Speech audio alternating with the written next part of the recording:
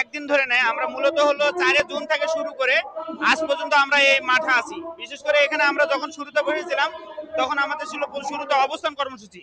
এর পরবর্তীতে আমরা আবার অনশনে গেছিলাম। এর পরবর্তীতে আবার অবস্থান কর্মসূচি, কিন্তু বর্তমানে আজ থেকে আমাদের আবারও আমরণ অনশন কর্মসূচিতে গেছি। মূলত হলো আপনারা জানেন যে 18তম নিবন্ধনে আমাদের উপর বৈষম্য করা হয়েছে। বৈষম্যটা কেমন? 1 থেকে যে 12তম নিবন্ধন ছিল সেখানে শুধুমাত্র রিটেন পরীক্ষা যারা দিচ্ছে তাদেরকে সবাইকে সনদ দেওয়া হয়েছে এবং তারা সনদ পাইছে।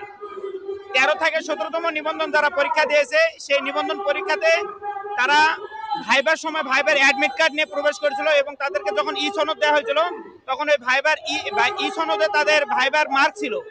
কিন্তু আমরা যখন 18তম নিবন্ধন পরীক্ষা দিছি আমাদের ভাইবার সময় কোনো ভাইবার অ্যাডমিট কার্ড দেওয়া হয়নি, শুধুমাত্র আমরা রিটেনের অ্যাডমিট কার্ড দিয়ে আমরা ভাইবাতে প্রেজেন্ট হয়েছি।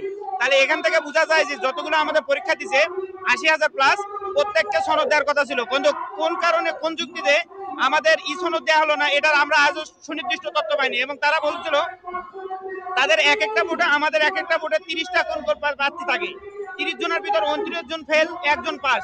ফেল বলতে কোনো শব্দ নাই, এনটিআরসির কোনো ফেল নাই। তারা অকৃতকার্য দেখাইছে। মূলত হলো তারা অকৃতকার্য কারণ হলো তারা প্রতি বছরেই জাল সনদ এই পর্যন্ত প্রায় 60,000 জাল সনদ দিয়েছে। আমাদের ভাইবা বোর্ডে আমাদের প্রশ্ন করা হয়েছিল 6টা, প্রত্যেকটা প্রশ্নের সঠিক উত্তর দেওয়ার পরে আমরা ভাইবা সনদ থেকে বঞ্চিত। মূলত আমার বোর্ডে যারা দিছিল আমাদের বোর্ড থেকে প্রায় 24 জন মানে সনদ থেকে বঞ্চিত করতে মাত্র 6 জনকে সনদ দেওয়া হয়েছিল। তাহলে এরকম করে বিগত প্রত্যেকটা বোর্ডে যারা আমাদের বর্তমানে এখন বাংলাদেশে শিক্ষকের অভাব প্রায় 1,07,000, যেখানে তারা এবারকে 18তম নিবন্ধনে মাত্র জয়েন দিচ্ছে 35,000। তার মানে এখন পর্যন্ত প্রায় 75,000 যারা শুধুমাত্র ওই ভাইবার মানে তারা শিক্ষকের অভাব। এক একটা স্কুলে 2 থেকে 3 জন বা 4 জন 5 জন শিক্ষকের অভাব। এই শিক্ষকগুলাকে তারা না নিয়ে বিভিন্ন ধরনের কালপ্রিত করে আমাদের আজকে রাজপথে রেখে দিচ্ছে। আমরা মূলত চাইছি আমরা এই যে রাস্তায় আছি আমাদের ন্যায্য অধিকার ফিরে পাওয়ার জন্য। আমাদের সনদ আমরা যেহেতু রিটেনে মার্কে 18তম নিবন্ধনের ই সনদ দেওয়া হয়েছে, তাহলে আমরা কোন দোষে আমরা সনদ পাবো না? এই যেহেতু রিটেনের মার্ক অনুযায়ী সনদ দেওয়া হয়েছে তাহলে আমাদেরও সনদ দিতে বাধ্য।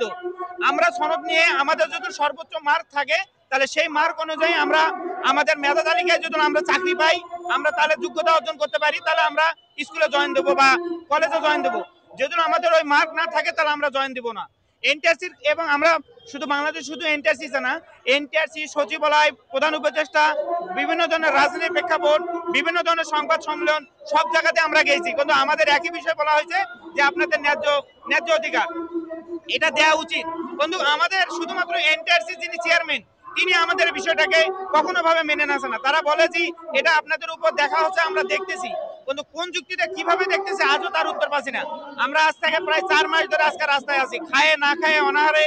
আমাদের প্রত্যেকের ফেসগুলা দেখেন যে আমাদের প্রত্যেকের মুখে মণ্ডলে শুধুমাত্র আমাদের হাহাকার হাহাকার। না আমরা রাতে ঘুমাতে পারতেছি, না আমরা খাইতে পারতেছি, না আমরা কোনো ইস্তিফা